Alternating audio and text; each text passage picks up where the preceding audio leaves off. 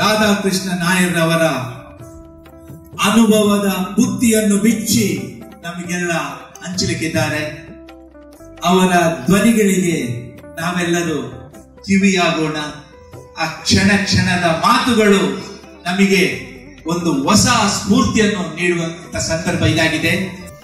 ಗುರುರ್ ಬ್ರಹ್ಮ ಗುರುರ್ ವಿಷ್ಣು ಗುರುರ್ದೇವೋ ಮಹೇಶ್ವರ ಗುರುರ್ ಸಾಕ್ಷಾತ್ ಪರಬ್ರಹ್ಮ ತಸ್ಮೈ ಶ್ರೀ ಗುರವೇ ನಮಃ. ಎಲ್ಲರಿಗೂ ನನ್ನ ನಮಸ್ಕಾರ. ಒಕ್ಕಲಿಗರ ಸಂಘ ದುಬೈ UAE ಕಿರಣಣ್ಣ, ಹರೀಶ್ ಬಂಗೇರವರು, ಎಲ್ಲ ಪದಾಧಿಕಾರಿಗಳು, ಹಾಗೆ ಇವತ್ತು ಅತಿಥಿಯಾಗಿ ಬಂದಂತ major captain sir and doctor Ramesh G ಮತ್ತೆ ಎಲ್ಲ ಸಂಘಟನೆಯಿಂದ ಆಗಮಿಸಿದಂತ ನನ್ನ ವ್ಯಕ್ತಿಗಳು, ಹಾಗೆ ಹೊರನಾಡಿನಲ್ಲಿ ಬಂದು ಉದ್ಯೋಗ ವ್ಯಾಪಾರ ಹುಡುಕಿಕೊಂಡು ನೆಲೆಯಾದಂತ ನಮ್ಮ ಭಾರತೀಯರು, ಅದರಲ್ಲಿಯೂ ಕನ್ನಡಿಗರು ಮತ್ತು ತುಳುವರು, ಸಪ್ತ ಭಾಷಾ ಸಂಗಮದ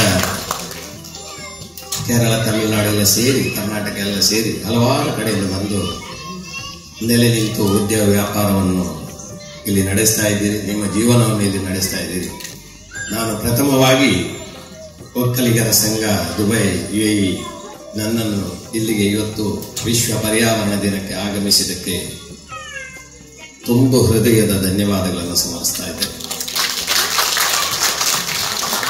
ನಾಯರ್ ಅಂತ ಹೇಳಿದಾಗ ನಿಮಗೆಲ್ಲ ಡೌಟ್ ಇದ್ದಿರ್ಬೋದು, ಇವರು ಮಲಯಾಳದ ಬೇರೆ ಮಾತನಾಡೋದಿಲ್ವ ಅಂತ ಹೇಳ್ತಾರೆ. ನಾನು ಜಾಸ್ತಿ ಮಾತನಾಡೋದು ತುಳು ನನಗೆ ತುಂಬಾ ಇಷ್ಟ ಇರುವಂತಹ ಭಾಷೆ. ಆದರೆ ಇಲ್ಲಿ ತುಂಬಾ ಜನ ಕನ್ನಡಿಗರಿದ್ದಾರಂತೆ, ತುಳು ಇಲ್ಲ ಅಂತ. ಹಾಗಾಗಿ ನಾನು ತುಳುವಿನಲ್ಲಿ ಹೇಳಿದ್ರೆ, ಇಂಗ್ಲಿಷಿನಲ್ಲಿ ಹೇಳಿದ್ರೆ, ಇಂಗ್ಲಿಷನ್ನು ಒಬ್ಬರು ಆಲ್ರೆಡಿ ಹೇಳಿ, ಇನ್ನು ನಾನು ತುಳುವಿನಲ್ಲಿ ಹೇಳಿದ್ರೆ ಅವರಿರ್ತಾರೆ, ಅಯ್ಯೋ ಇವರು ನಮಗೆ ಅರ್ಥ ಆಗದಲ್ಲಿ ಹೇಳಿ ಹೋದ್ರಲ್ಲಿ ಏನ್ ಮಾಡೋದಿಲ್ಲ. ಅದಕ್ಕೋಸ್ಕರ ಕನ್ನಡದಲ್ಲಿ ಮುಂದುವರಿಸ್ತೇನೆ. ಜನನಿ ಜನ್ಮಭೂಮಿಶ್ಚ ಸ್ವರ್ಗಾದಪಿ ಗರೀಯತಿ ಅಂತ ಹೇಳ್ತಾರೆ, ಹಿರಿಯರು ಹೇಳ್ತಾರೆ. ಜನ್ಮ ಕೊಟ್ಟ ತಾಯಿ ಮತ್ತು ಈ ಭೂಮಿ ಎರಡು ಸ್ವರ್ಗಕ್ಕೆ ಸಮಾನ, ಇದರಿಂದ ದೊಡ್ಡ ಸ್ವರ್ಗ ಬೇರೆ ಯಾವುದೂ ಇಲ್ಲ. ಒಕ್ಕಲಿಗರು ಅಂತ ಹೇಳಿದ್ರೆ ಮೂಲತಃ ನಿಮ್ಮ ಪೂರ್ವಜರಲ್ಲಿ ಹೇಳಿದ್ರೆ ಹೇಳ್ತಾರೆ, ಅವರು ತನ್ನ ಬೆವರನ್ನ ಭೂಮಿಗೆ ಸುರಿಸಿ ಭೂಮಿಯನ್ನ ಶೃಂಗರಿಸಿದವರು, ಹರಿತವಾಗಿ ಮಾಡಿದವರು ಒಕ್ಕಲಿಗರು. ನೋಡಿ ಎಷ್ಟೊಂದು ಭಾಗ್ಯವಂತರು. ಸುಮ್ಮನೆ ಈ ಪಚ್ಚೆ ಹಸಿರು ಕಲರಿನ ಶಾಲನ್ನು ಹಾಕಲಿಲ್ಲ. ಅದಕ್ಕೆ ಕಾರಣ ಬೆವರು ಉಸಿರಿ ಕೈ ಕೆಸರಾದರೆ ಬಾಯಿ ಮೊಸರು ಅಂತ.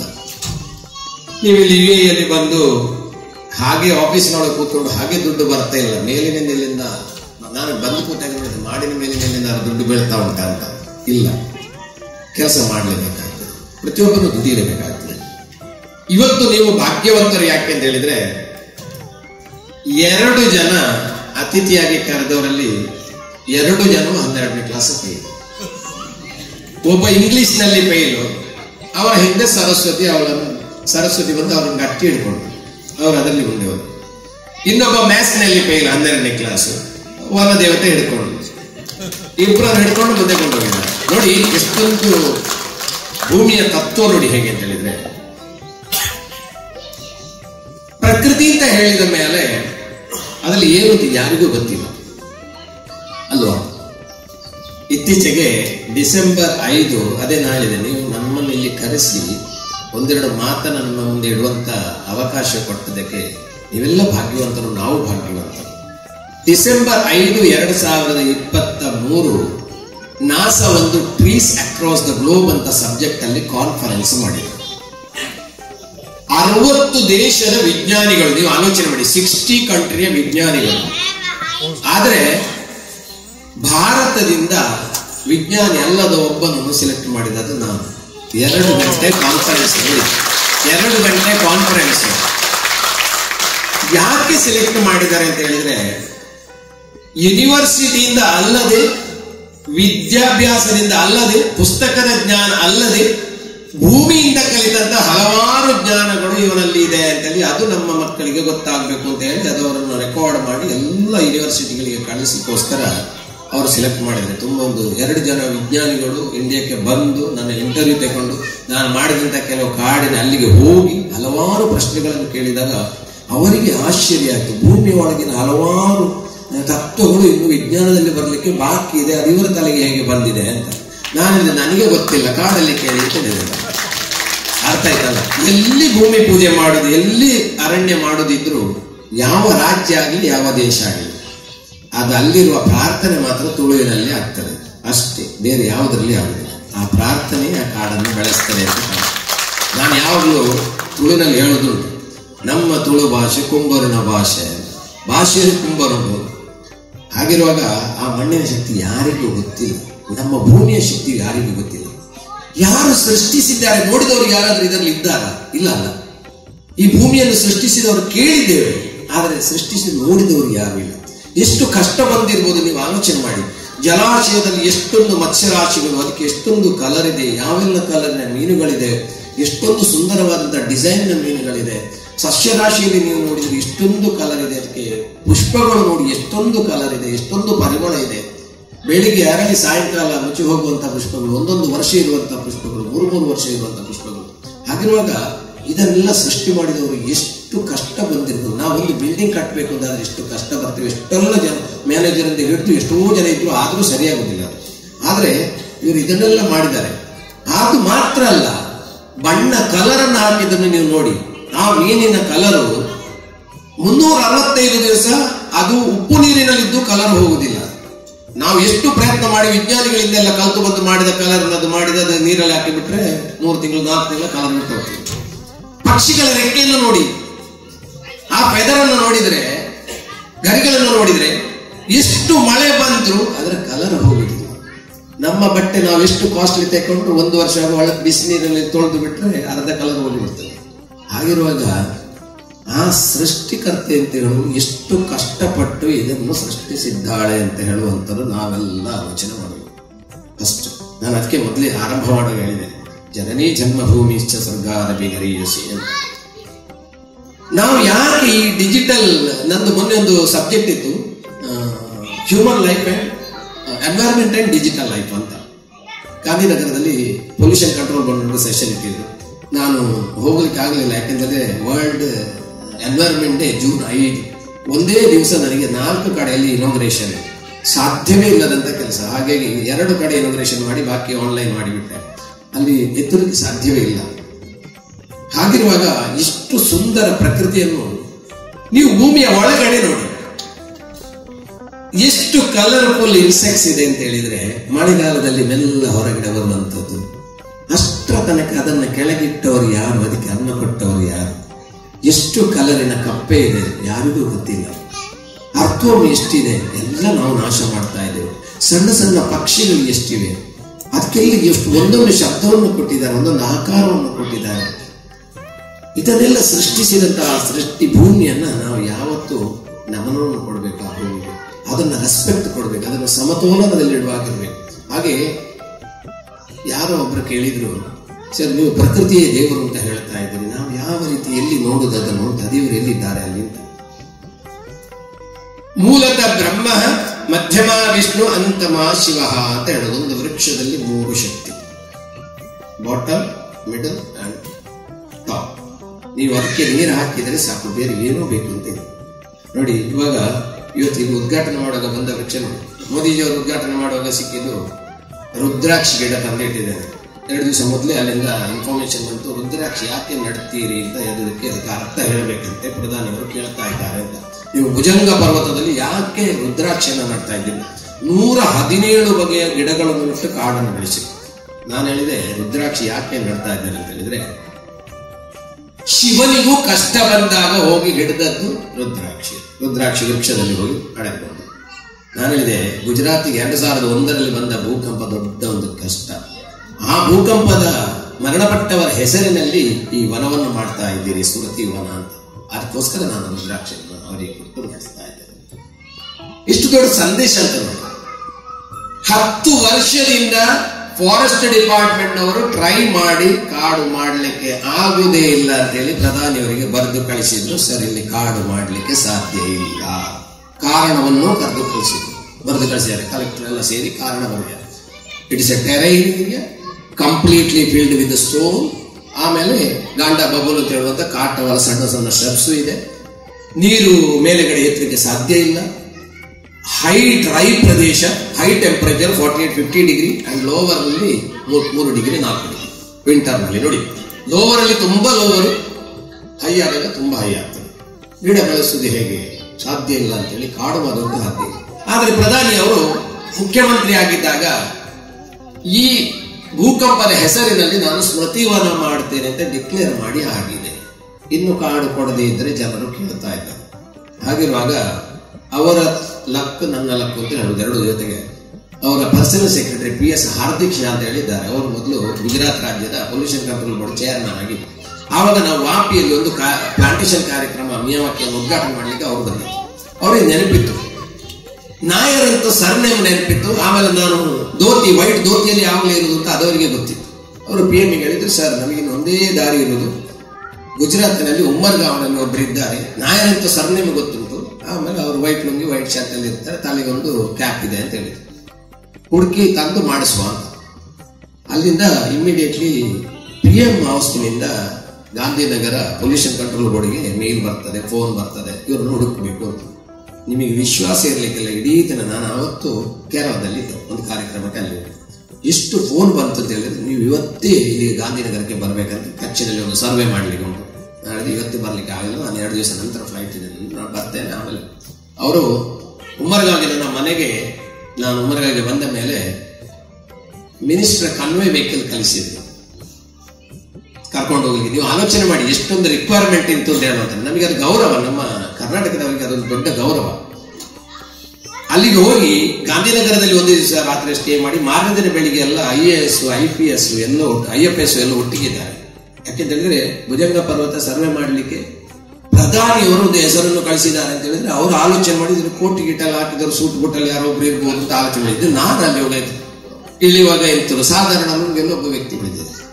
ಅರ್ಥ ಆಯ್ತಲ್ಲ. ಇವರೆಲ್ಲ ಅಲ್ಲಿಗೆ ಬಂದು ಆಮೇಲೆ ಕಚ್ಚಿನಲ್ಲಿ ಭುಜಂಗ ಪರ್ವತದ ಕಚ್ಚಿನ ಬೂಜಿನ ಕಲೆಕ್ಟರ್ ಎಲ್ಲರ ಜೊತೆಗೆ JCB ಹಾಕಿ ಅಲ್ಲಿ ಹೋದಾಗ ಮೇಲೆ ಪರ್ವತದ ಗೋಡೆಯಲ್ಲಿ ನೀವು ವಿಡಿಯೋದಲ್ಲಿ ನೋಡಿರ್ಬೋದು ಭುಜಂಗರಾಜನ ದೇವಸ್ಥಾನ. ಭುಜಂಗರಾಜ ಅಂತ ಹೇಳಿದ್ರೆ ನಾಗದೇವರು. 800 ವರ್ಷದ ಹಿಂದಿನ ಒಂದು ದೇವಸ್ಥಾನ, ಸಣ್ಣ ದೇವಸ್ಥಾನ, ರಾಜರ ಕಾಲದಿಂದ ಆರಾಧನೆ ಮಾಡ್ತಾರೆ. ಮಿಲಿಟರಿಯ ಕೈಯಲ್ಲಿ ಆ ಜಾಗ ಇತ್ತು. ನಾನು ಯಾಕೆ ಕತೆ ಹೇಳ್ತಾ ಇದ್ದೆ ಅಂದ್ರೆ, ನೀವು ಯಾವಾಗಾದ್ರೂ ಹೋದ್ರೆ ಒಮ್ಮೆ ನೋಡಿ, ಅದನ್ನು ನಿಜವಾಗಿ ನೋಡಬೇಕಾದಂತ ಸ್ಥಳ.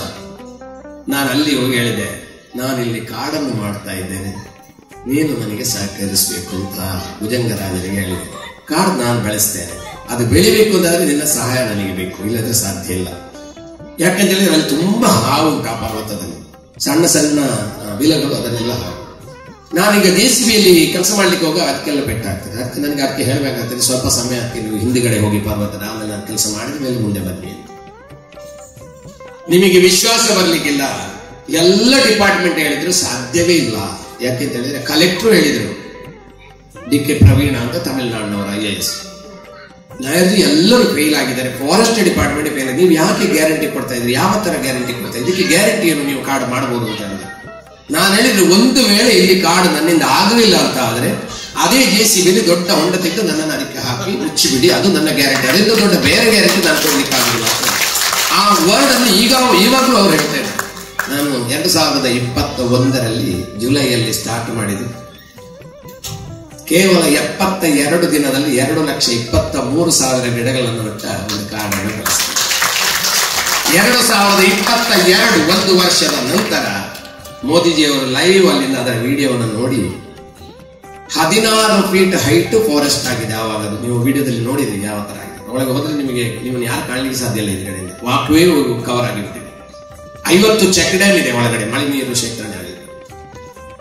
2762 ಸ್ಪ್ರಿಂಕ್ಲರ್ ಇದೆ ನೀರು ಕೊಡ್ಲಿಕ್ಕೆ. ನೀವು ಆಲೋಚನೆ ಮಾಡಿದ್ರೆ 1.5 ತಿಂಗಳು ಅಲ್ಲೇ ಇದೆ. ಅದನ್ನೆಲ್ಲ ಪ್ರಾಜೆಕ್ಟ್ ಅನ್ನು ಕಂಪ್ಲೀಟ್ ಮಾಡಿ ಆಮೇಲೆ ಕಂಟಿನ್ಯೂಸ್ ಅದರ ಮೇಲೆ ಇನ್ನೊಂದು ಪ್ರಾಜೆಕ್ಟ್ ಹಾಗೆ ಮಾಡ್ತಾ ಇವಾಗ 4,60,000 ಕಂಪ್ಲೀಟ್ ಆಗಿದೆ. ಒಂದು 2022 ಆಗಸ್ಟ್ 28 ಪ್ರಧಾನಿಯವರು ಸ್ವತಃ ಬಂದು ಅದನ್ನು ಉದ್ಘಾಟನೆ ಮಾಡಿದ್ದಾರೆ. ನೋಡಿ, ನೀವು ಎಷ್ಟೊಂದು ದೊಡ್ಡ ಹೆಮ್ಮೆ ಅಂತ ಹೇಳಿದ್ರೆ ನಮಗೆ. ಆಗದಂತ ಸ್ಥಳದಲ್ಲಿ ಮಾಡಿದ್ದೇವೆ. ಅದೇ ತರ ನಾರ್ಗೋಲ್ನಲ್ಲಿ ಒಂದು ಪ್ರಾಜೆಕ್ಟ್, ಅದು ವಿಡಿಯೋ ನೀವು ನೋಡಿರ್ಬೋದು, ಮಾಡಿದೆ. ಸಮುದ್ರ ತೀರದಲ್ಲಿ ಕೊರೋನಾದ ಸಮಯದಲ್ಲಿ ಒಂದು ಬರಿ ಕಡಲು, ಇನ್ನೊಂದು ಬರಿ ಹೊಯ್ಗೆ, ಉಪ್ಪು ನೀರಿನ ಹೊಯ್ಗೆ. ಕಾಡು ಮಾಡ್ಲಿಕ್ಕೆ ಸಾಧ್ಯ ಇಲ್ಲ ಅಂತ.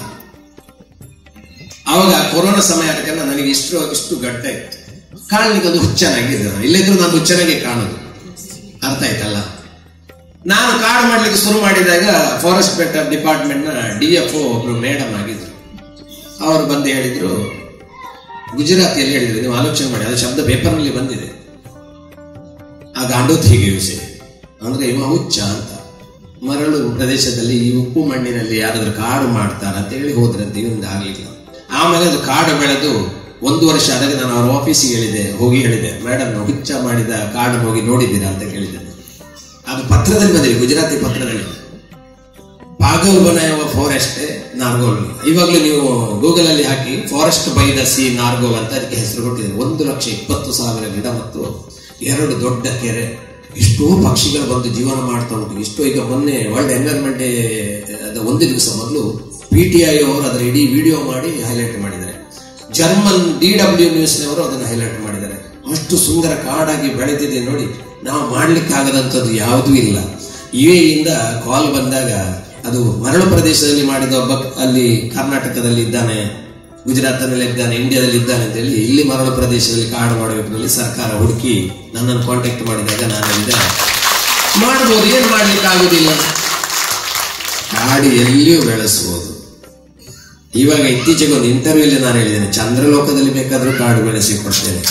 ಯಾಕೆಂತ ಹೇಳಿದ್ರೆ ಮನಸ್ಸಿನ ಒಳಗಡೆ ಭೂಮಿ ದೇವಿ ಇರಬೇಕು, ಅವಳ ಮೇಲಿನ ಪ್ರೀತಿ ಇರಬೇಕು. ಇದ್ರೆ ನಾವು ಏನೂ ಮಾಡೋದಕ್ಕೆ ಸಾಧ್ಯ ಉಂಟು, ಸಾಧ್ಯ ಇಲ್ಲ ಅಂತಲ್ಲ. ಕೇವಲ ಗಿಡವನ್ನು ನಟ್ಟು ಬರುವುದಲ್ಲ, 3 ವರ್ಷದವರೆಗೆ ಅದಕ್ಕೆ ನೀರುಣಿಸಿ ಸಾಧಾರಣ 35-40 ಫೀಟ್ ಹೈಟ್ ಫಾರೆಸ್ಟ್ ಆದಮೇಲೆ ಅದನ್ನು ಸೆಲ್ಫ್ ಸಸ್ಟೈನೇಬಲ್ ಬಿಟ್ಟು ಬಿಡುದು. ಆಮೇಲೆ ಕಾಡು ತನ್ನಿಂದ ತಾನೇ ಜೀವನ ಮಾಡ್ತಾರೆ, ನಮಗೇನು ಮಾಡಬೇಕು ಅಂತ ಇಲ್ಲ. ಅರ್ಥ ಆಯ್ತಾ? ನಾನು ಬೆಳೆಸಿದಂತ ಕಾಡಿಗೆ ಹೋಗಿ ನಾನು ಆಕ್ಸಿಜನ್ ತೆಕ್ಕೊಳ್ಳುವುದಿಲ್ಲ, ಅಲ್ಲಿಯ ಪಕ್ಷಿಗಳನ್ನು ಹಿಡ್ಕೊಂಡು ಬರುವುದಿಲ್ಲ. ಆದ್ರೆ ನಾನು ಅಲ್ಲಿ ಹೋದಾಗ ಆ ಪಕ್ಷಿಗಳ ಶಬ್ದವು, ಪಕ್ಷಿಗಳು ನನ್ನಿಂದ ಓಡಿಕೊಂಡು ಬರುವಂತದ್ದು, ಆ ಕಾಡೆಲ್ಲ ಅಲ್ಗಾಡಿ ನನಗೆ ವೆಲ್ಕಮ್ ಮಾಡುವಂಥದ್ದು ನೋಡಿದಾಗ ನನ್ನ ಜೀವನದ ಖುಷಿ ನನಗೆ ತುಂಬಿ ಬರ್ತದೆ. ಯಾಕಂತ ಹೇಳಿದ್ರೆ ಮನುಷ್ಯನ ಜೀವನದಲ್ಲಿ ಮಾಡಿದಂತ ಸಾಧನೆಗಳು ಅವನಿಗೆ 7 ಜನ್ಮ ಅವನ ಹಿಂದೆ ಬರಬೇಕಂತೆ. ಹಾಗಿರುವಾಗ ಇವತ್ತು ವಿಶ್ವ ಪರ್ಯಾವರಣ ದಿನ ನೀವಿಲ್ಲಿ ಆಚರಣೆ ಮಾಡ್ತಾ ಇದ್ದೀರಿ, ಬಹಳ ತುಂಬಾ ಸಂತೋಷದ ವಿಷಯ. ಆದರೆ ನನ್ನ ಒಂದು ಮಾತು ಮಾತ್ರ ನಿಮಗೆ, ಈ ಶಮಿ ವೃಕ್ಷ ನೋಡಿ, ಬನ್ನಿ ಮರ ಅಂತ ಹೇಳ್ತೇವೆ, ತುಂಬಾ ಪಾಸಿಟಿವ್ ಎನರ್ಜಿ. ನವಗ್ರಹ ವೃಕ್ಷದಲ್ಲಿ ಇದು ತುಂಬಾ ಪಾಸಿಟಿವ್ ಎನರ್ಜಿಯ ವೃಕ್ಷ. ಶಮಿ ಮರದ ಯಾರು ಪೂಜೆ ಮಾಡ್ತಾರ ಅವರಿಗೆ ಧನ ಪ್ರಾಪ್ತಿಯಲ್ಲಿ ಯಾವತ್ತೂ ಕಡಿಮೆ ಬರುವುದಿಲ್ಲ. ನೋಡಿ, ದುಬೈಯಲ್ಲಿ ಬೇಕಾದಷ್ಟು ಧನ. ಅರ್ಥ ಆಯ್ತಲ್ಲ? ಎಲ್ಲ ವೃಕ್ಷಕ್ಕೆ ಒಂದೊಂದು ನೀತಿ ಉಂಟು, ಒಂದೊಂದು ಹ್ಯಾಬಿಟ್ ಉಂಟು. ಯಾವಾಗಾದ್ರೂ ಸಮಯ ಇದ್ದಾಗ ನಿಮಗೆಲ್ಲ ವೃಕ್ಷದ ಬಗ್ಗೆ ಹೇಳ್ತೇನೆ ನಾನು. ಅರ್ಥ ಆಯ್ತಲ್ಲ? ನಿಮಗೆ ಜೀವನದಲ್ಲಿ ಐಶ್ವರ್ಯ ಇರಬೇಕು ಅಂತಾದ್ರೂ, ಕೀರ್ತಿ ಇರಬೇಕು ಅಂತಾದ್ರೂ ಯಾವೆಲ್ಲ ವೃಕ್ಷಕ್ಕೆ ನೀವು ನೀರು ಕೊಡಬೇಕು.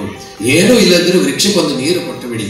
ಪಾಪ ಅದಕ್ಕೆ ನಾವು ನೀರು ಕೊಟ್ಟರೆ ಮಾತ್ರ ನೀರು ಸಿಗ್ತದೆ, ಇಲ್ಲ ವರ್ಷಕ್ಕೊಮ್ಮೆ ಮಳೆಯಲ್ಲಿ ಮಾತ್ರ ಸ್ವಲ್ಪ ಸಿಗುವಂತ ನೀರು. ಬಾಕಿ ಯಾರಿದ್ದಾರೆ ನೋಡಿಕೊಳ್ಳಿಕ್ಕೆ? ಯಾರು ಇಲ್ಲ.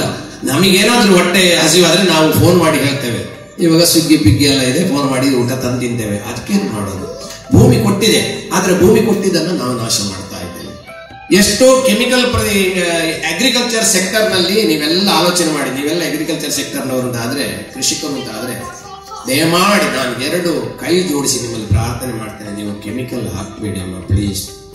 ನೀವು ನಿಮ್ಮ ಜೀವನದಲ್ಲಿ ಅದಕ್ಕೆ ಕೆಮಿಕಲ್ ಹಾಕ್ಲಿಕ್ಕೆ ಹೋಗಬೇಡಿ.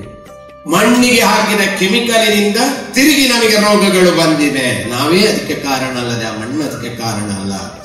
ಎಷ್ಟೋ ಜೀವಿಗಳು ಮಣ್ಣಿನಲ್ಲಿ ನಾಶ ಆಗ್ತಾ ಇದೆ. ಚೈನ್ ಆಫ್ ಡೆತ್ ಅಂತ ಹೇಳ್ತೇನೆ ನಾನು. ಸಣ್ಣ ಒಂದು ದುಂಬಿ ಮಕರಂದವನ್ನು ತೆಗೆದುಕೊಳ್ಳಿಕ್ಕೋಸ್ಕರ ಆ ಹೂವಿಗೆ ಹೋದಾಗ ಅದು ಮಕರಂದದ ಜೊತೆಗೆ ಸಿಗುವಂಥದ್ದು ಪಾಯ್ಸನ್.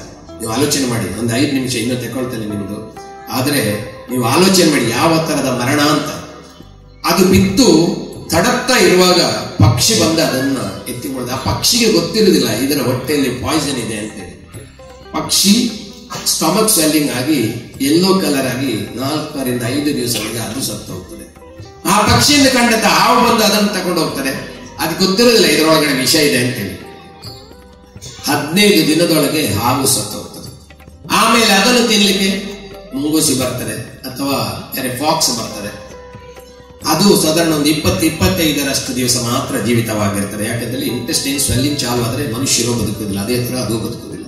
ನೋಡಿ ಎಷ್ಟೊಂದು ಮರಣ ಅಂತ ನೋಡಿ ನೀವು, ಒಂದು ಜೀವಿತ ಎಷ್ಟೊಂದು ಮರಣ. ಎರೆಹುಳು ಭೂಮಿಯಲ್ಲಿ ಇಲ್ಲೇ ಇಲ್ಲ, ಯಾರು ತಗೊಂಡು ಹೋಗಿದ್ದಾರೆ? ನಾವು ಯೂರಿಯಾ ಅಂತ ಹೇಳುವಂತ ಕೆಮಿಕಲ್ ಅನ್ನ ಹಾಕಿ ಹಾಕಿ ಮಣ್ಣನ್ನ ಬರಡು ಮಾಡಿಬಿಟ್ಟಿದ್ದೇವೆ, ಮಣ್ಣನ್ನು ನಪುಂಸಕವಾಗಿ ಮಾಡಿಬಿಟ್ಟಿದ್ದೇವೆ. ಆ ದೋಷ ಯಾರಿದೆ?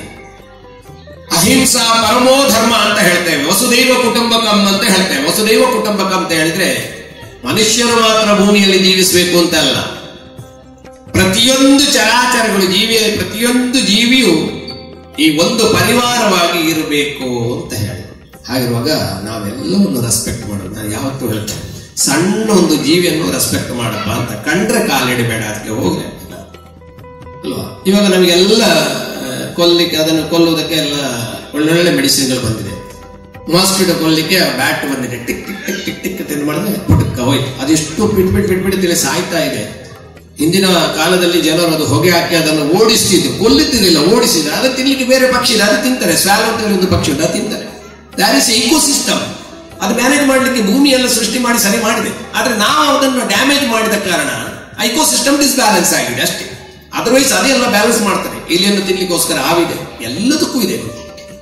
ನೀವು 20-25ನೇ ಫ್ಲೋರ್ನ ಮನೆಯಲ್ಲಿ 100 ಫ್ಲೋರ್ನ ಮನೆಯಲ್ಲಿ ಇದ್ರು ನಿಮಗೆ ಬಿಲ್ಡರ್ ಮನೆ ಮಾತ್ರ ಕೊಡ್ತಾರೆ, ಚಾವಿ ಮಾತ್ರ ಕೊಡ್ತಾರೆ. ನೀವು ತೆರೆದು ಒಳಗೆ ಹೋದ ನಂತರ ಕೇವಲ 15-20 ದಿವಸಗಳಿಗೆ ನಿಮಗೆ ಅಲ್ಲಿ ಹಲ್ಲಿ ಕಾಣಲಿಕ್ಕೆ ಸಿಗ್ತದೆ, ಚಿಕ್ಕಲ್ಲಿ. ನೋಡಿ ಎಲ್ಲಿಂದ ಬಂತು? ಯಾರು ತಂದಿದಾರ? ನೀವು ಕೊರಿಯರ್ ಮಾಡಿಸಿದ್ರ? ಇಮೇಲ್ ಕಳಿಸಿದ್ರೆ? ಇಲ್ಲ, ಅದು ಅಲ್ಲಿಗೆ ಬರ್ತದೆ. ಯಾಕೆ ಬರ್ತದೆ ಅಂತ ಹೇಳಿದ್ರೆ, ನಿಮ್ಮ ಮನೆಯಲ್ಲಿ ಬೇಡದಂತ ಕ್ರಿಮಿಕೀಟಗಳು ಬರುವಂತದನ್ನ ಸಮತೋಲನದಲ್ಲಿ ಇಡುವುದಕ್ಕೋಸ್ಕರ ಬರ್ತದೆ. ನಾವು ಅದಕ್ಕೂ ಮದ್ದಕ್ಕೆ ಅದನ್ನು ಕೊಂದು ಬಿಡ್ತೇವೆ. ಪೆಸ್ಟ್ ಕಂಟ್ರೋಲ್ ಅಂತ ಹೇಳಿದ್ರು, ಪುಸ್ ಅಂತ ಒಂದೇ ರಾತ್ರಿಯಲ್ಲಿ ಎಲ್ಲ ಕಾಕ್ರೋಚ್ ಸತ್ತು ಹೋಗುವಂತ ಆಡ್ ಬರ್ತದೆ ನೋಡಿ. ಸಬ್ ಸಾಫ್ ಹೋ ಜಾಯೇಗಾ, ಪೀಚೆ ಹಮ್ ಭಿ ಸಾಫ್ ಹೋ ಜಾಯೇಗಾ, ಈ ಕೋಯಿ ಆಡ್ ನೀ ಆತ. ಮಳೆ ಇಲ್ಲ, ಭಯಂಕರ. ನೋಡಿ, ಕೊರೋನಾ ಬಂದಾಗ ನಾನು ಹೇಳಿದ್ರೆ ಇದೊಂದು ಟ್ರಯಲ್ ಮಾತ್ರ, ಭೂಮಿ ದೇವಿ ಮಾಡಿದ ಒಂದು ಟ್ರಯಲ್ ಮಾತ್ರ. ಇದರ ಒರಿಜಿನಲ್ ವಿಡಿಯೋ ಬರಲಿಕ್ಕೆ ಬಾಕಿ ಇದೆ. ಇವಾಗಲೂ ನಿಮಗೆ ಹೇಳ್ತಾ ಇದ್ದೇನೆ, ಜಲಪ್ರಳಯದಲ್ಲಿ ಎಲ್ಲ ನಾಶ ಆಗಿ ಹೋಗ್ತದೆ. ಟೆಂಪರೇಚರ್ ಹೈ ಆಗಿ ಜೀವಿಸಲಿಕ್ಕೆ ಆಗುವುದಿಲ್ಲ. ಈ ವರ್ಷ ಎಷ್ಟೋ ಜನ ಜೀವನ ನಾಶ ಆಗಿದೆ. ನಾನು 8-10 ವರ್ಷ ಮೊದಲೇ ಹೇಳಿದ್ದು, ಇವಾಗ ನಡೀತಾ ಹೋಗ್ತದೆ. ಆಗಿರುವಾಗ ಜೀವನ ತುಂಬಾ ಕಷ್ಟ ಆಗ್ತದೆ. ನಾನು ಕಿರಣ್ ಅಣ್ಣನವರು ಹೋಟೆಲ್ ಸ್ಟೇ ಮಾಡಿದಾಗ ಕೆಳಗೆ ರೆಸ್ಟೋರೆಂಟ್ಗೆ ಹೋಗಿ, ಈಗ ಸಾಯಂಕಾಲ ಒಂದು ಬ್ಲ್ಯಾಕ್ ಟೀ ಕುಡಿಯುವಂತ ಅಭ್ಯಾಸ. ಬ್ಲ್ಯಾಕ್ ಟೀ ಕೊಡಿ ಅಂತ ಹೇಳಿ. ನಾನು ಯಾಕೆ ಉದಾಹರಣೆ ನಿಮಗೆ ಹೇಳ್ತಾ ಇದ್ದೇನೆ ಅಂದ್ರೆ, ನೀವು ಜೀವನದಲ್ಲಿ ಅದನ್ನು ಅಳವಡಿಸಬೇಕು. ಒಬ್ಬನಿಂದ ಉದಾಹರಣೆಯಾಗಿ 10ರಿಂದ 100, 100ರಿಂದ 1,00,000 ಆಗಬೇಕು.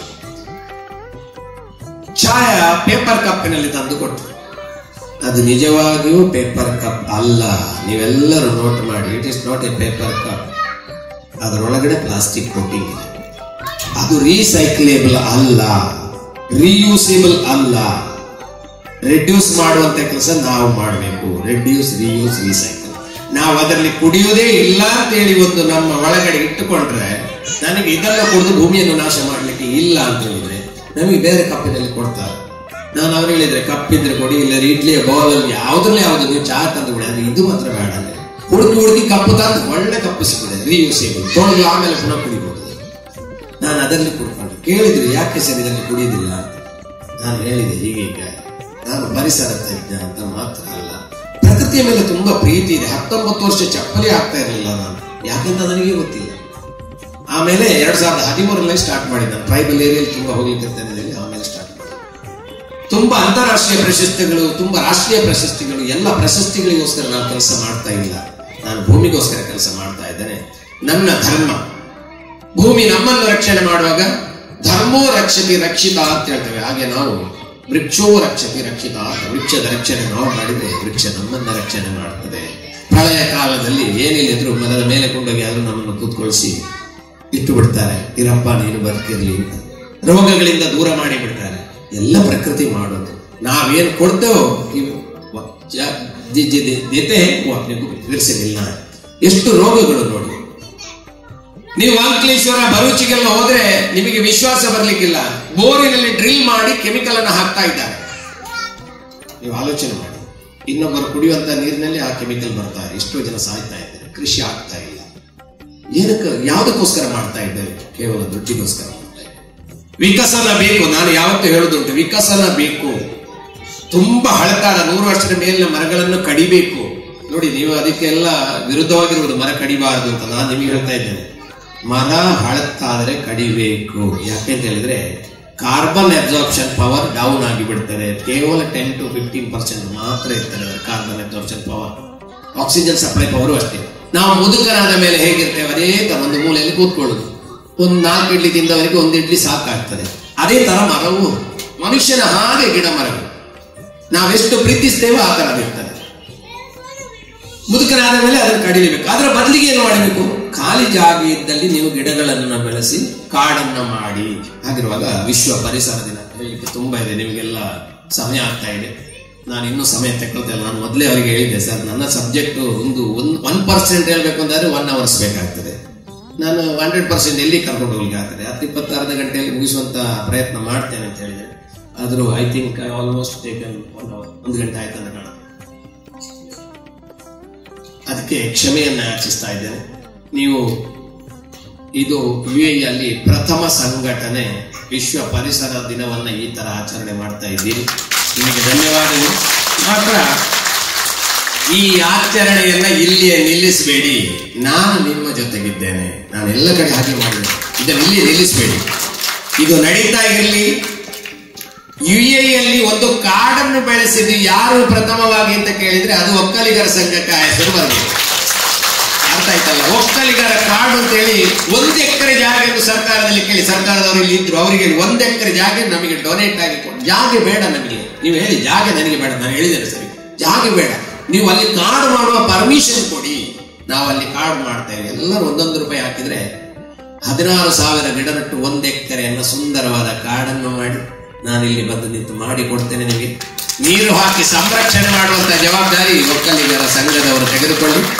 ಪ್ರಪ್ರಥಮವಾಗಿ UAE ಯಾರು ಕಾಡು ಬೆಳೆಸಿದ ಸಂಘಟನೆ ಯಾವಂತ ಹೇಳಿದ್ರೆ ಇನ್ನು ಮುಂದಿನ ಪೀಳಿಗೆ ಬರುವಂತ ನಾವು ಹೆಸರು ಅದು ಒಕ್ಕಲಿಗರ ಸಂಘ ಆಗಿದೆ. ದಯಮಾಡಿ ಪ್ಲೀಸ್, ಇವತ್ತಿನ ಕಾರ್ಯಕ್ರಮಕ್ಕೆ ನೀವು ಇಷ್ಟು ಖರ್ಚು ಮಾಡಿ ನನ್ನನ್ನು ಕರೆದು ನನ್ನನ್ನು ಇಲ್ಲಿ ಅತಿಥಿ ಎಲ್ಲ ಮಾಡಿ 1 ಗಿಡ ಪಾಟ್ನಲ್ಲಿ ನಟ್ಟು ಬಿಟ್ಟು ಬಿಡಬೇಡಿ. ನಾನು ಕೇಳ್ತಾ ಇರ್ಬೋದು, ನಾನು ಫೋಟೋ ಕೇಳ್ತಾ ಇರ್ಬೋದು, ಆ ಗಿಡ ಎಷ್ಟು ದೊಡ್ಡದಾಗಿದೆ, ಎಲ್ಲಿ ನಟ್ಟಿದ್ರಿ, ನನಗೆ ಫೋಟೋ ಕಳಿಸ್ಬೇಕು. ಇಲ್ಲಿ 2 ಮಹಿಳೆಯರಿಗೂ ಗಿಡವನ್ನು ಕೊಟ್ಟಾಗ ನಾನು ಹೇಳಿದೆ, ಇಲ್ಲಿಯೋ ಕೊಂಡೋಗಿ ಇಡಬೇಡಿ ಅಮ್ಮ, ಇದನ್ನು ನಟ್ಟು ಬೆಳೆಸಿ ನನಗೆ ಫೋಟೋ ಕಳಿಸಿ ಎಷ್ಟು ದೊಡ್ಡದಾಗಿದೆ. ಯಾಕಂದ್ರೆ ವಿಶ್ವ ಪರ್ಯಾವರಣ ದಿನ ಎಷ್ಟೋ ಜನ ಗಿಡ ನಟ್ಟು ಸೆಲ್ಫಿ ತೆಗೆದು ಹಾಕ್ತಾರೆ. ಇವತ್ತು ನಾನೊಂದು 10 ಪ್ಲಾಂಟ್ ಆಗಿದ್ದೇನೆ ಅಂತ. ನೆಕ್ಸ್ಟ್ ಇಯರ್ ಅವರ ಹತ್ರ ಕೇಳಿ 10 ಗಿಡ ಎಷ್ಟು ದೊಡ್ಡದಾಗಿದೆ ಅಂತೇಳಿ. ನನ್ನ ಹತ್ರ ಒಂದಿನ ಮೀಡಿಯಾ ಇಂಟರ್ವ್ಯೂ ತಗೊಳ್ಳುವಾಗ ನಾನು ಹೇಳಿದೆ, ನಾನು ಭಾರತದ 12 ರಾಜ್ಯದಲ್ಲಿ 115 ಕಾಡು ಇಷ್ಟರವರೆಗೆ ಮಾಡಿ ಆಯ್ತು. 114 ಗೋಪಾ ಇಂಟರ್ನ್ಯಾಷನಲ್ ಏರ್ಪೋರ್ಟ್ ನಲ್ಲಿ 55,000 ಗಿಡ ನಡ್ತಾ ಇದ್ದೇನೆ. ಎಲ್ಲ ಕೊಂಡೋಗಿ ತೋರಿಸ್ತಾ ಇದೆ ಅಂತ ಹೇಳಿದೆ. ನಾನು ಇಷ್ಟು ಸ್ಟೂಡೆಂಟ್ಸ್ ಬರ್ತಾರೆ ಕಾಡು ನೋಡ್ಲಿಕ್ಕೆ, ಎನ್ವೈರನ್ಮೆಂಟ್ ಸ್ಟಡಿ ಸ್ಟೂಡೆಂಟ್ಸ್ ಬರ್ತಾರೆ, ಬಾಟ್ನಿಸ್ಟ್ ಬರ್ತಾರೆ. ಇಟಲಿಯ ಸ್ಟೂಡೆಂಟ್ಸು ನಾನು ಮಹಾರಾಷ್ಟ್ರದಲ್ಲಿ ಒಂದು ಕೆಮಿಕಲ್ ಡಂಪ್ ಯಾರ್ಡ್ ಕನ್ವರ್ಟ್ ಮಾಡಿ ಒಂದು ಫಾರೆಸ್ಟ್ ಮಾಡಿದ್ದೇನೆ. ಮಹಾರಾಷ್ಟ್ರ ಸರ್ಕಾರ 2017 ವಸುಂಧರಾ ಅವಾರ್ಡ್ ಕೊಟ್ಟಿದೆ. ಜರ್ಮನ್ ಯೂನಿವರ್ಸಿಟಿ ಡಾಕ್ಟರೇಟ್ ಕೊಡ್ಲಿಕ್ಕೆ ಕಾರಣ ಅದೇ ಆ ಕಾಡು. How he converted one chemical dump yard ಇಟ್ಟು ಫಾರೆಸ್ಟ್ ವಿದೌಟ್ ಆಡಿಂಗ್ ಸಾಯಿಲ್ ಅಂತ. ಇನ್ನೊಂದು ನೀವು ಸೀನ್ ನೋಡಿರ್ಬೋದು, ಹಿಟೇಚಿಯಲ್ಲಿ ಕಲ್ಲನ್ನು ತೆಗಿತಾ ಉಂಟು. ಅದು ಗೋವಾ ನಾರ್ತ್. ನೀವು ಗೋವಾಕ್ಕೆ ಹೋದ್ರೆ ನಾರ್ತ್ ಗೋವಾ ಮೋಪಾ ಇಂಟರ್ನ್ಯಾಷನಲ್ ಏರ್ಪೋರ್ಟ್ ಅಂತ ಉಂಟು, ಮನೋಹರ್ ಇಂಟರ್ನ್ಯಾಷನಲ್ ಏರ್ಪೋರ್ಟ್. ಅದರಲ್ಲಿ 55,000 ಗಿಡ ನಡ್ತಾ ಇದ್ದೇನೆ ಕಾಡು 6.5 ಎಕರೆಯಲ್ಲಿ. ಅರ್ಥ ಆಯ್ತಲ್ಲ? ಭುಜಂಗ ಪರ್ವತದ ಸ್ಮೃತಿ ವನಕ್ಕೆ ನೋಡಿ, ಏಷ್ಯಾಸ್ ಲಾರ್ಜೆಸ್ಟ್ ಮ್ಯೂಸಿಯಂ ಇದೆ. ಆಮೇಲೆ ನಮ್ಮ ಸ್ಮೃತಿ ವನದ ಮಿಯಾವಾಕಿ ಫಾರೆಸ್ಟ್ ಇದೆ. ನಾನು ಈ ಮಣ್ಣಿನಲ್ಲಿ ಶಾಶ್ವತ ಅಲ್ಲ, ನಾವು ಯಾರು ಶಾಶ್ವತ ಅಲ್ಲ. ಆದರೆ ನಾನು ಮಾಡಿದ ಕಾಡು ಯುಗ ಯುಗಕ್ಕೂ ಶಾಶ್ವತವಾಗಿ ಇರಬಹುದು. ಮಾತ್ರವಲ್ಲ, ಎಷ್ಟೋ ಪಶು ಪಕ್ಷಿಗಳಿಗೆ, ವನ್ಯಜೀವಿಗಳಿಗೆ, ಮನುಷ್ಯರಿಗೂ ಉಪಕಾರಿಯಾಗಿದ್ದು ಮಳೆಯ ನೀರನ್ನು ಸಂರಕ್ಷಣೆ ಮಾಡುವಂತಹ ಕೆಲಸವನ್ನು ಮಾಡ್ತಾ ಇದೆ. ಎಲ್ಲರಿಗೂ ದೇವರು ಅನುಗ್ರಹ ಕೊಟ್ಟು ಇನ್ನು ಬರುವಂತ ಆಪತ್ ಕಾಲವನ್ನ ಆದಷ್ಟು ಕಡಿಮೆ ಮಾಡಲಿ, ದೂರ ಮಾಡಲಿ. ಸೌದಿ ಅರೇಬಿಯಾ ಜಲಪ್ರಳಯ ಆಗ್ತದೆ ಅಂತ ಮೊದಲೇ ಹೇಳಿದ್ದೇನೆ. ನೋಡಿ, ಜಲಪ್ರಳಯ ಆಗ್ತದೆ. ನೀವು ಆಲೋಚನೆ ಮಾಡ್ತಾ ಇರ್ಬೋದು, ನಾನು ಬ್ರಹ್ಮಜ್ಞಾನಿ ಅಲ್ಲ.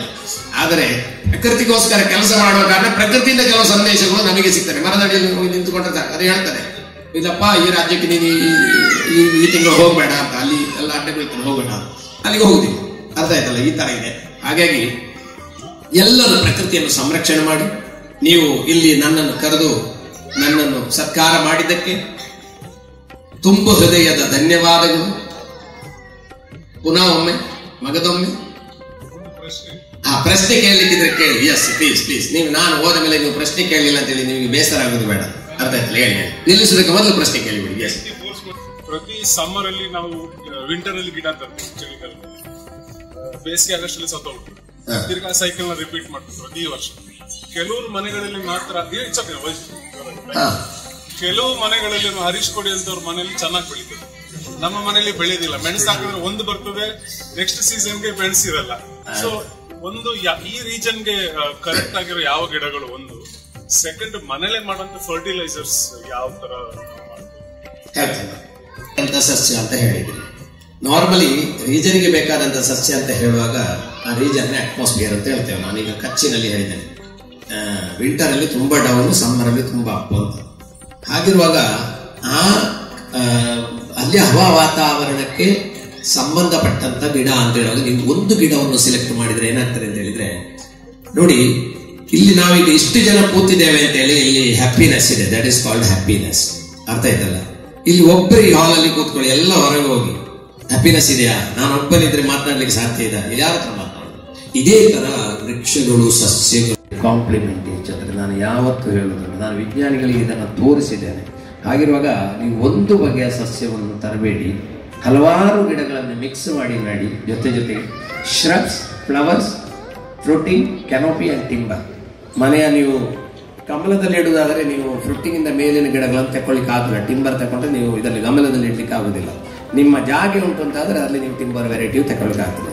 ಹಾಗಿರುವಾಗ ಈ ಎಲ್ಲ ವೆರೈಟಿಗಳನ್ನು ತಗೊಂಡಾಗ ಒಂದು ಇನ್ನೊಂದಕ್ಕೆ ಸಪೋರ್ಟ್ ಮಾಡ್ತಾರೆ. ಒನ್ ಸೆಕೆಂಡ್, ವಿಂಟರ್ ಅಲ್ಲಿ ನೀವು ಮಧ್ಯಾಹ್ನ ನೀರು ಹಾಕಬೇಕು, ಬೆಳಿಗ್ಗೆ ನೀರು ಹಾಕಬಾರದು. ಕರೆಕ್ಟ್ ಮೆನ್ಷನ್ ಮಾಡಿ. ಸಮ್ಮರ್ನಲ್ಲಿ ನೀವು ಮಧ್ಯಾಹ್ನ ನೀರು ಹಾಕಬೇಡಿ, ಅರ್ಲಿ ಮಾರ್ನಿಂಗ್ ಅಥವಾ ಈವ್ನಿಂಗ್ ಮೇಲೆ ನೀರು ಹಾಕಬೇಕು. ಇಲ್ಲದಿದ್ರೆ ನಿಮ್ಮ ಸರ್ವೈವಲ್ ರೇಷೋ ನೀವೀಗ ಹೇಳಿದಾಗ ಅದು ಇರುವುದಿಲ್ಲ. ಮೂರನೇದು, ಕಾಂಪೋಸ್ಟ್ ಏನ್ ಹಾಕ್ಬೇಕು ಅಂತ ನೀವು ಕೇಳಿದ್ರಿ. ಕಾಂಪೋಸ್ಟ್ ನಿಮ್ಮ ಮನೆಯಲ್ಲಿರುವಂತಹ ಬಯೋ ವೇಸ್ಟ್ ಅನ್ನ ಚೂರ ಮಾಡಿ ಮಿಕ್ಸರ್ ನಲ್ಲಿ ಲಿಕ್ವಿಡ್ ಮಾಡಿದ್ರೂ ತೊಂದರೆ ಇಲ್ಲ, ಅದನ್ನು ನೀವು ಅದಕ್ಕೆ ಹಾಕ್ಬೋದು. ಗೋಮೂತ್ರ ಸ್ವಲ್ಪ ಸ್ವಲ್ಪ ನೀರಿನಲ್ಲಿ ಮಿಕ್ಸ್ ಮಾಡಿ ಅದಕ್ಕೆ ಹಾಕಬೇಕು. ಯಾಕಂದ್ರೆ ನೀವು ಗಮೇಲದಲ್ಲಿ ಮಣ್ಣು ತುಂಬಿಸಿ, ನರ್ಸರಿ ಅವರು ಆಲ್ರೆಡಿ ಇದ್ದಾರೆ, ಅವರಿಗೆ ಇದ್ರ ಬಗ್ಗೆ ಗೊತ್ತಿದೆ. ಗಮೇಲದಲ್ಲಿ ನೀವು ಮಣ್ಣು ತುಂಬಿಸಿ ಗಿಡ ನೆಟ್ಟು ಅದಕ್ಕೆ ಫುಡ್ ಒಮ್ಮೆ ಹಾಕಿ ಗಿಡ ನೆಟ್ಟ ಮೇಲೆ ಸರ್ಟನ್ ಏರಿಯಾ ಸೀಮಿತವಾಗಿದೆ. ಹಾಗಿರುವಾಗ ಅದು ರೀಜನರೇಟ್ ಆಗ್ಲಿಕ್ಕೆ ತೊಂದರೆ ಆಗ್ತದೆ, ಮಣ್ಣು ರೀಫ್ರೆಶ್ ಆಗ್ತಾ ಇರೋದು. ಗಿಡ ತಕೊಂಡು ನಾವು ಊಟ ತಂದು ತಿಂದಾಯ್ತು, ಆಮೇಲೆ ಮಾರನೇ ದಿನ ಪುನಃ ಊಟ ಬರಲಿಲ್ಲ ಅಂತಂದ್ರೆ ಊಟ ಎಲ್ಲಿದೆ? ಅದೇ ತರ ಅದಕ್ಕೂ ಫುಡ್ ರೀಸೈಕಲ್ ಮಾಡ್ಲಿಕ್ಕೆ ಬೇಕು. ಇನ್ನು ಪುನಃ ಅದಕ್ಕೆ ಫುಡ್ ಬೇಕು ಅಂತಂದ್ರೆ ನೀವೇನಾದ್ರೂ ಕಂಟೆಂಟ್ಸ್ ಆಗ್ತಾ ಇರಬೇಕು. ಆಮೇಲೆ 6 ತಿಂಗಳಿಗೊಮ್ಮೆ ಅದರಿಂದ ಸ್ವಲ್ಪ ಮಣ್ಣನ್ನು ತೆಗೆದು ಹೊರಗೆ ಹಾಕಿ, ಹೊರಗಿಂದ ಸ್ವಲ್ಪ ಮಣ್ಣು ತಂದು ಪುನಃ ಅದಕ್ಕೆ ಹಾಕಿ. ಈ ಕಲ್ಚರ್ ಯಾರು ಮಾಡ್ತಾ ಇಲ್ಲ, ಹಾಗಾಗಿ ಯಾರಿಗೆ ಗೊತ್ತಾಗೋದಿಲ್ಲ. ಗೊತ್ತಾದ ಕಾರಣ ಯಾರು ಮಾಡ್ತಾರೆ. ಹಾಗೆ ನೀವು ಮಾಡಿದ್ರೆ ನಿಮ್ಮ ಸರ್ವೈವಲ್ ರೇಷಿಯೋ ಹೈ ಆಗ್ತದೆ. ಒಂದು ಲಾಸ್ಟ್, ನೀವು ಗಿಡದಲ್ಲಿ ಮಾತನಾಡಬೇಕು. ಗಿಡದ ಜೊತೆಗೆ ಮಾತನಾಡುವಂತ ಒಂದು ಅಭ್ಯಾಸವನ್ನು ಇಟ್ಟುಕೊಳ್ಳಿ. ಯೂಟ್ಯೂಬ್ ನಲ್ಲಿ ನೀವು ದ ಲ್ಯಾಂಗ್ವೇಜ್ ಆಫ್ ನೇಚರ್ ಅಂತ ಹಾಕಿ, doctor Radhakrishna Nair, the language of nature. ನಂದು ಟೆಡೆಕ್ಸ್ ಇದೆ. ನೀವು ಗಿಡದಲ್ಲಿ ಹೇಗೆ ಮಾತನಾಡಬಹುದು. ನೀವು ಗಿಡದಲ್ಲಿ ಮಾತನಾಡಿದ್ರೆ ಫಲ ಕೊಡದ ಗಿಡವು ಫಲ ಕೊಡ್ತದೆ. ಅಂದ್ರೆ ಫಲ ಕೊಡದ ಗಿಡ ಅಂತ ಹೇಳಿದ್ರೆ ಫಲ ಕೊಡದಂತ. ಈಗ ಟೀ ಕೂಡಿನಲ್ಲಿ ಮಾವಿನಕಾಯಿ ಕೇಳಿದ್ರೆ ಕೊಡ್ಲಿಕ್ಕಿಲ್ಲ. ನೀವು ನಾಳೆ ನನಗೆ ಫೋನ್ ಮಾಡಿ ಹೇಳ್ಬೇಡಿ ನಾನು ಟೀ ಕೂಡಿನಲ್ಲಿ ಮಾವಿನಕಾಯಿ ಕೇಳಿ ಕೊಡ್ಲಿಲ್ಲ ಅಂತ. ಮಾವಿನ ಮರ ನಾವು ಕೊಡುವುದೇ ಇಲ್ಲ, ನೀವು ಕಡಿಬೇಡಿ, ಹೋಗಿ ಅದಕ್ಕೊಂದಿಷ್ಟು ಹೀಗೆ ಮುಟ್ಟಿಬಿಡಿ. ಹಿರಿಯರು ಮಾಡ್ತಾ ಇದ್ರು, ಮಾವಿನಕಾಯಿ ಕೊಡಪ್ಪ, ಇಲ್ಲ ಇದ್ರೆ ನಾನು ಬೇರೆ ಗಿಡ ನಡ್ತೇನೆ, ನಿನ್ನನ್ನು ಕಡಿದಿಲ್ಲ ಬೇರೆ ತಂದು ನಡ್ತೇನೆ ಅಂತ ಹೇಳಿ. ಮಾರನೇ ವರ್ಷ ಮಾವಿನಕಾಯಿ ಬಾರದಿದ್ರೆ ನೀವು ಆ ಗಿಡದ ಮೊದಲಿನ ಬುಡದಲ್ಲೇ ನನ್ನನ್ನು ಹಾಕ್ಬೋದು, ಕಟ್ ಮಾಡಿ. ಅಷ್ಟು ಗ್ಯಾರಂಟಿ ಕೊಡ್ತೇನೆ ನಾನು. ಎಷ್ಟೋ ಜನರಿಗೆ ಗ್ಯಾರಂಟಿ ಕೊಡಿ. ಎಷ್ಟೋ ಜನ ನನಗೆ ಬರೆದು ಫೋಟೋ ಕಳಿಸ್ತಾರೆ, ಸರ್ ಲಾಸ್ಟ್ ಇಯರ್ ನೀವು ಹೇಳಿದ್ರೆ ಇವಷ್ಟು ಎಷ್ಟು ಮಾವಿನಕಾಯಿ ಇದೆ. 25 ವರ್ಷದಿಂದ ಮಾವಿನ ಹಣ್ಣು ಕೊಡದಂತ ಮರ ಮಾವಿನ ಹಣ್ಣು ಕೊಡ್ತಾ ಉಂಟು. ಆಗಿರುವಾಗ ನೀವು ಮಾತನಾಡಿ. ಮನೆಯಲ್ಲಿರುವಂತ ನೀವು ಟೆಸ್ಟ್ ಮಾಡ್ಲಿಕ್ಕಿದ್ರೆ ಒಂದು ಪಾಟ್ ನಲ್ಲಿ ಇರುವಂತ ಗಿಡದಲ್ಲಿ ನೀರು ಹಾಕಿ ಮಾತನಾಡ್ತಾ ಇದ್ರಿ, ಅದರ ಬೆಳವಣಿಗೆಯನ್ನ ನೋಡಿ ನೀವು ಹತ್ರ ಹೋದ ಕೂಡಲೇ ಹೀಗೆ ಮಾಡ್ಲಿಕ್ಕೆ ಶುರು ಮಾಡ್ತಾರೆ. ಡೈಲಿ ಮಾತನಾಡಿ. ಅದು ನಿಮ್ಮ ನೀರು. ನಾನು ಮನೆಯಿಂದ ಹೊರಗಡೆ ಬರೋ ಕೆಲಗೊಂದು ಮರ ಇದೆ, ನಾನು ಯಾವತ್ತು ಮಾತನಾಡುವ ಮರ, ಅದಕ್ಕೆ ಮಾತನಾಡಿ ಬರುವುದು. ನಾನು ಮೊನ್ನೆ ಬರುವಾಗ ನಾನು ಗೋವಾದಿಂದ ದುಬೈಗೆ ಹೋಗ್ತಾ ಇದ್ದೇನೆ, ಬರ್ತೇನೆ, ಅದರಷ್ಟರವರೆಗೆ ನೀರು ಯಾರು ಕೊಡ್ತಾ ಇರ್ತಾರೆ. ಅದು ಹೀಗೆ ಮಾಡ್ತಾರೆ. ಅರ್ಥ ಆಯ್ತಲ್ಲ? ಬಿಲ್ಡಿಂಗ್ ಮೇಲಿನವರು ನೋಡಿ ಇವೆ ಅಂತ ಮರದಲ್ಲಿ ಮಾತನಾಡೋದು. 1-2 ಜನ ನನ್ನ ಹತ್ರ ಕೇಳಿದ್ರು, ನೀವಂತ ಕೇಳಿ ಯಾರ ಹತ್ರ ಮಾತನಾಡೋದು? ಮರದ ಹತ್ರ ಮಾತಾಡೋದು. ಅರ್ಥ? ನೀವು ಮಾತನಾಡಿ, ಆಗ ಅದರ ಗ್ರೋತ್ ಚೆನ್ನಾಗಿರ್ತದೆ. ಆಮೇಲೆ ನೀವು 2 ಗಿಡವನ್ನ ಒಟ್ಟಿಗೆ ತಂದು ಬೇರೆ ಬೇರೆ ಪಾಟ್ ನಲ್ಲಿ ಇಟ್ಟು ಅದನ್ನ ಸಂರಕ್ಷಣೆ ಮಾಡಿ ಮಾತನಾಡ್ತಾ ಇರಿ. ಆಮೇಲೆ ಅದರಿಂದ ಒಂದು ಗಿಡವನ್ನು ಸ್ವಲ್ಪ ಸಮಯದ ನಂತರ ಯಾರಿಗಾದ್ರೂ ಹಾಗೆ ಕೊಟ್ಟು ಬಿಡಿ, ಖಂಡಿತವಾಗಿ ಅದು ಸತ್ತು ಹೋಗ್ತದೆ. ಅರ್ಥ ಆಯ್ತಲ್ಲ? ಇದು ಸಸ್ಯದ ನೇಚರ್ ಅಂತ. ಅದಕ್ಕೂ ಬೇಸರ ಆಗ್ತದೆ, ಅಯ್ಯೋ ನನ್ನ ಸಂಗಾತಿ ಅಲ್ಲಿ ಇದ್ದಾಳೆ, ನನ್ನ ಮೇಲೆ ಕಳಿಸಿಬಿಟ್ರಲ್ಲ ಅಂತ. ಇದೆಲ್ಲ ಸಸ್ಯದಲ್ಲಿರುವಂತಹ ಬೆಳವಣಿಗೆ ಆಗಿರುವಾಗ ನಿಮಗೆ ಅದು ಈಸಿ ಬಯೋ ವೇಸ್ಟ್ ಅಂತ ಹೇಳ್ತೇವೆ ನಾವು. ಅದು ನಿಮಗೆ ಬೇರೆ ಎಲ್ಲಿ ಹೋಗ್ಬೇಕು ಅಂತಿಲ್ಲ, ಯಾಕಂದ್ರೆ ಮನೆಯಲ್ಲಿ ನಾವು ವೆಜಿಟೇಬಲ್ ಯೂಸ್ ಮಾಡ್ತೇವೆ. So you can cut and ಕೊಟ್ಟಿರೋ ಅಂತ, ಅಥವಾ ಅದನ್ನು ಲಿಕ್ವಿಡ್ ಮಾಡಿ ಆಮೇಲೆ ಲಿಕ್ವಿಡ್ ಸ್ವಲ್ಪ ಸ್ವಲ್ಪ ಹಾಕ್ಬೋದು. ಫುಡ್ಡು ತುಂಬಾ ಜಾಸ್ತಿ ಹಾಕಬೇಡಿ. ನೀರು ಹಾಕೋದನ್ನು ಸರಿಯಾಗಿ ನೀವು ಗಮನಿಸಬೇಕು. ವಿಂಟರ್ ಅಲ್ಲಿ ನೀವು ಬೆಳಿಗ್ಗೆ ನೀರು ಕೊಟ್ಟಿದ್ರಿ ಅಂತಾದ್ರೆ ಅಥವಾ ಜಾಸ್ತಿ ನೀರು ಕೊಟ್ರಿ ಅಂತಾದ್ರೆ ನಮ್ಮ ಹಾಗೆ ಗಿಡಕ್ಕೂ ಚಳಿತ ಆಗ್ತದೆ. ಇದೇ ಕಚ್ಚಿನಲ್ಲಿ ನನಗೆ ಸಿಕ್ಕಿದಂತ ಅನುಭವ. ಗಿಡಕ್ಕೂ ಚಳಿ ಆಗ್ತಾರೆ. ಸ್ಪ್ರಿಂಕ್ಲರ್, ನಮ್ಮ ಹುಡುಗರು ವಿಂಟರ್ ಅಲ್ಲಿ ಬೆಳಿಗ್ಗೆ ಸ್ಪ್ರಿಂಕ್ಲರ್ ಹಾಕ್ತಿದ್ರು, ಅವರಿಗೆ ಇನ್ಫಾರ್ಮೇಶನ್ ಹಾಕಬಾರ್ದು. ನಾನೊಂದು ದಿವಸ ಹೋದಾಗ ಎಲ್ಲ ಲೀಫ್ ಬಿದ್ದೋಗಿದೆ. ಒಂದು ಪ್ಯಾಚ್ ಝೋನ್ 6 ಕಂಪ್ಲೀಟ್ ಲೀಫ್ ಬಿದ್ದೋಗಿದೆ. ನಾನು ಹೋಗಿ ನೋಡಿದಾಗ ಇದೇನು ಪ್ರಾಬ್ಲಮ್ ಅಂತ. ಮಾರನೇ ದಿನ ಬೆಳಿಗ್ಗೆ ನಾನು ಸೈಟಿಗೆ ಹೋದಾಗ ನೀರು ರನ್ ಆಗ್ತಾ ಉಂಟು ಚಳಿಯಲ್ಲಿ ಬೆಳಿಗ್ಗೆ. ನಾನು ಹೇಳಿದೆ, ಬೆಳಿಗ್ಗೆ ಯಾಕೆ ನೀವು ನೀರು ಆಪರೇಟ್ ಮಾಡಿದ್ದೀರಿ? ಝೋನ್ 6 ಮಾತ್ರ ಯಾಕೆ ಹಾಗೆ ಆಗಿದೆ? ಕಾರಣವೇ ಅದೇ, ಬೆಳಿಗ್ಗೆ ನೀರಲ್ಲಿ ಆಪರೇಟ್ ಮಾಡಿ. ಹಾಗಿರುವಾಗ ಗಿಡಕ್ಕೂ ಚಳಿ ಆಗ್ತದೆ. ಅರ್ಥ ಆಯ್ತಲ್ಲ? ನಮ್ಮ ಹಾಗೆ ಅದಕ್ಕೂ ಸೆಕೆ ಆಗ್ತದೆ. ಕೆಲವು ಗಿಡಗಳಿಗೆ ಜಾಸ್ತಿ ನೀರು ಬೇಕಾಗ್ತದೆ, ಕೆಲವು ಗಿಡಗಳಿಗೆ ನೀರು ಬಹಳ ಕಡಿಮೆ ಬೇಕಾಗ್ತದೆ. ನಮ್ಮ ಹಾಗೆ ಒಂದು ದಿನ ಸಿಕ್ಕಿದ ನೀರನ್ನು ಅದು 1 ವರ್ಷದವರೆಗೆ ಶೇಖರಣೆ ಮಾಡ್ತಾರೆ. ನಮ್ಮ ಹಾಗೆ ನಾವು ಇವತ್ತು ಸಂಪಾದನೆ ಮಾಡಿದ್ರೆ ಇವತ್ತು ರಾತ್ರಿ ಖರ್ಚು ಮಾಡಿ ಆಯ್ತು, ನಾಳೆ ಪುನಃ ಸಂಪಾದನೆ ಮಾಡಿದ್ರೆ ಖರ್ಚಿಗೆ ಕಾಸು ಉಂಟು, ಇಲ್ಲದ್ರೆ ಕಾಸಿಲ್ಲ. ಇದೇ ತರ ಗಿಡಗಳು ಇದೆ. ಅರ್ಥ ಆಯ್ತಲ್ಲ? ಹಾಗಾಗಿ ಇದು ಗಿಡದ ಭಾಷೆ, ಅದು ನೀವೆಲ್ಲ ಕಲ್ತ್ಕೊಳ್ಳಿ. ಆಯ್ತಾ? ಇದೇನಾದ್ರೂ ಪ್ರಶ್ನೆಗಳಿದೆಯಾ?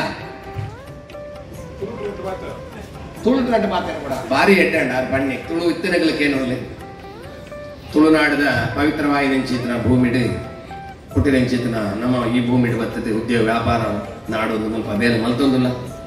ಭಾರಿ ಎಡ್ಡೆ ಕಾರ್ಯ ನಿಗ್ಲಿನಿ ಒಕ್ಕಲಿಗರ ಸಂಘ ವಿಶ್ವ ಪರ್ಯಾವರಣ ದಿನದ ಆಚರಣೆ ಸ್ವಲ್ಪ ಮಲ್ತೊಂದುಲ್ಲಾರು ಬರ್ಪಿ ಕಾಲಡು ನಮ್ಮ ಒಕ್ಕಲಿಗರ ಸಂಘ ಒಟ್ಟು ಸೇರಿದು ಒಕ್ಕಲಿಗರನ ಕಾಡಿನ ಕಾಡಿನ ಮಲ್ಪಗ ಈ ಸಪ್ನನ ನಿಗ್ಲು ಬಿಡ ದಾಬಂಡಿ ಯಾನು ನಿಗ್ಲಿನ ಲೆಫ್ಟ್ ಸಪೋರ್ಟ್ ಯಾರು ನಿಗ್ಲಿಗೆ ಸಪೋರ್ಟ್ ಕೊರಲ್ಲ ನಿಗ್ಲಿಗೆ ದುಡ್ಡುಲ ಕೊರಪಿನ పొడిచి ಎಂಕ್ ಪಣ పొడిచి ಅಮ್ಮ ಎಂಕ್ ಎನ್ನ ಮೂಜಿ ಬರ್ತು ತಿಂಪಿನೇದ ಪಣ ಯಾನು ಏತೋ ಕಂಪನಿ CSR ಕಾರ್ಪೊರೇಟ್ ಕಂಪನಿ ಗೊತ್ತು ಖಾಲಿ ಪರ್ಯಾವರಣದ ಸೈನ್ ಮಲ್ತಿನಿಗೆ ಇಂಕ ತಿಕ್ಕುಣ ಕಾಸೆ ಇಂಕ ದಿಯರ ಜಾಗೆ ಇಚ್ಚಿ ಅಂಚದ ಪಣ ಇಂಕ ಪಣ పొడిచి ಎಂಕ್ ಪಣ 2 ಜೋಕುಲು ಒಂಜಿ ಮಗೆ ಒಂಜಿ ಮಗಳು Atkins company Bangalore senior fashion designer ಆತುಲ್ಲಾಲು ಮಗೆ ಅನ್ನ ಬಿಸ್ನೆಸ್ ತೊಂದುಲ್ಲೆ ಅನ್ನ ರೆಡಿಮೇಡ್ ಗಾರ್ಮೆಂಟ್ಸ್ ಬಿಸ್ನೆಸ್ ಉಂಟು ಎಕ್ಸ್ಪೋರ್ಟ್ ಮಲ್ತೊಂದುಲ್ಲೆ 550 ಜನ ಬೇಲೆ ಮಲ್ತೊಂದುಲ್ಲೇರು ಅಂಚಾದ ಕೂಡ 5 ವರಪಿನ ಪಾಣನೆ ಎಂಕ್ಲೆ ತಿನಿಯರ ಆಪುಜಿ ಎಂಕ್ಲೆ ಮೂಜಿ ವರ್ಷದ ನುಪ್ಪೆ ಬೋಡಾಯಿನ ಅಂಚಾದ ಪಡಗ ಹೆಂಗ ನಿಗ್ಲ ಪಾನ ಕೊರೊಡ್ಚಿ ಆಂಡ ಈಗ ಮತ್ತನೇ ಕೊಂಚ ಜಪ್ಪೆರೊಂದು ಜಾಗೆ ಕೊರಲೆ ಮರತಡಿ ಪಜೆ ಕೊರಂಡಲ್ಲ ತೊಂದರೆ ಮೂಜಿ ಪೊರ್ತದ ನುಪ್ಪು ಮಲ್ಪ ಕೊರ್ತು ಬಿಡ್ಲಿ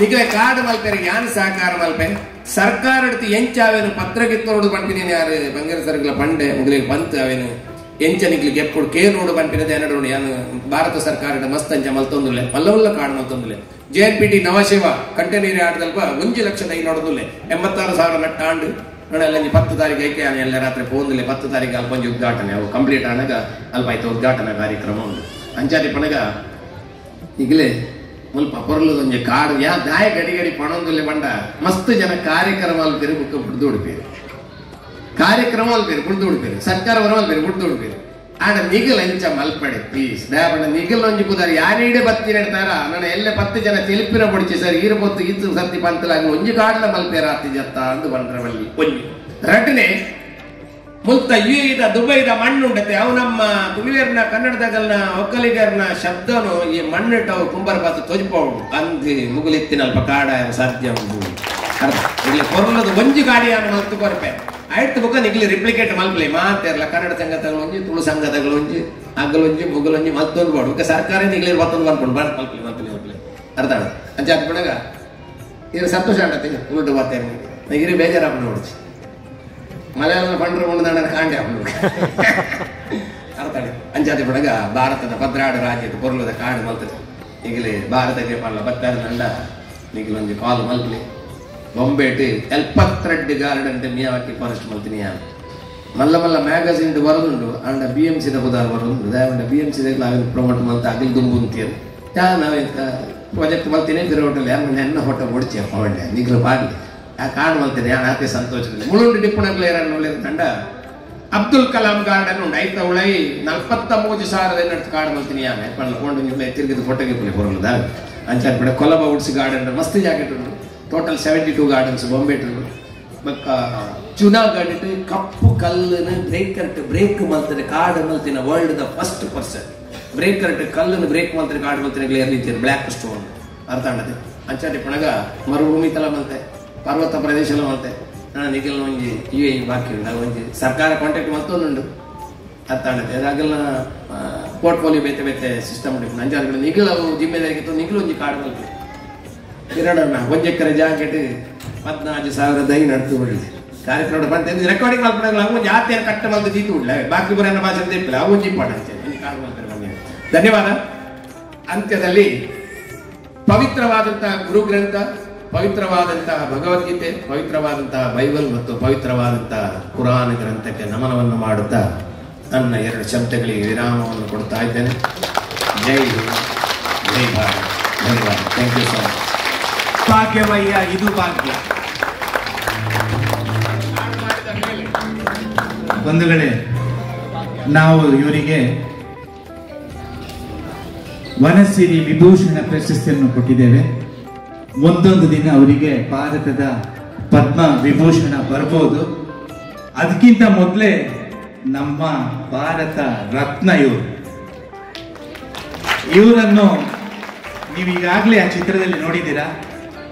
ಒಂದು ಕಿರೀಟ, ಅದು ತುಳುನಾಡಿನ ಮುಟ್ಟಾಳೆ ಎಂದು ನಾವು ಹೇಳ್ತೇವೆ, ಅದು ಅವರ ತಲೆಯಲ್ಲಿ ತಪ್ಪೋದಿಲ್ಲ. ಅದರ ಎದುರು ಬದಿಯಲ್ಲಿ ಒಂದು ನಮ್ಮ ಭಾರತ ದೇಶದ ಧ್ವಜ. ಯಾವುದೇ ದೇಶಕ್ಕೆ ಹೋಗ್ಲಿ ಆ ಭಾರತೀಯತೆಯಲ್ಲಿ ಎತ್ತಿ ಕಾಣ್ತಾ ಇದೆ. ಶ್ವೇತ ವಸ್ತ್ರಧಾರರಾಗಿ ಬಿಳಿ ಬೆಳ್ಳಿ ಗಡ್ಡಧಾರಿಯಾಗಿರುವ ಈ ಮಹಾಪುರುಷನ ಮಾತುಗಳು ನಮ್ಮೆಲ್ಲರಿಗೂ ನಮ್ಮ ಜೀವನ ಪರ್ಯಂತ ಅತ್ಯಂತ ಉತ್ಸಾಹ ನೀಡುವಂತಹ ಮಾತುಗಳು. ಬಂಧುಗಳೇ, ನಾವು ಬೇಕಾದಷ್ಟು ಕಾರ್ಯಕ್ರಮವನ್ನು ಮಾಡ್ತೇವೆ, ಆದರೆ ಇವತ್ತಿನ ಈ ಕಾರ್ಯಕ್ರಮದಲ್ಲಿ ಇವರ ಮಾತು ನಮಗೆ ವೇದ ವಾಕ್ಯಗಳಾಗಿದೆ. ಅವರು ಒಂದು ಸಂಪುಟದ ಅರ್ಥಕೋಶ ಅಂತ ನಾವು ಹೇಳ್ಬೋದು. ವೃತ್ತಿಯಲ್ಲಿ ಅವರು ಆ ಒಂದು ಉದ್ಯಮವನ್ನು ಸ್ಥಾಪಿಸಿ ಅವರು ತೊಡುವ ಆ ವಸ್ತ್ರದಲ್ಲಿ ಎಷ್ಟು ನೂಲುಗಳಿದೆ ಅಂತ ಕೊಂಡು ಅವರಿಗೆ ಗೊತ್ತಿದೆ. ಅದೇ ರೀತಿ ಈ ಪರಿಸರದಲ್ಲಿ ಎಷ್ಟು ಮರಗಳಲ್ಲಿ ಎಷ್ಟು ಎಲೆಗಳಿದೆ ಅಂತ ಸಹ ಅವರಿಗೆ ಗೊತ್ತಿದೆ, ಎಷ್ಟು ತರದ ಸಸ್ಯ ಇದು ಪ್ರಭೇದಗಳಿದೆ ಅಂತ ಸಹ ಗೊತ್ತಿದೆ ಅವರಿಗೆ. ಬಂಧುಗಳೇ, ಸಮಸ್ತ ಅನಿವಾಸಿ ಕನ್ನಡಿಗರ ಪರವಾಗಿ ನಮ್ಮ ಡಾಕ್ಟರ್ ರಾಧಾಕೃಷ್ಣನವರಿಗೆ ಗೌರವಪೂರ್ವಕ ಸಲ್ಯೂಟ್, ಅಭಿನಂದನೆಗಳು, ಅಭಿವಂದನೆಗಳು.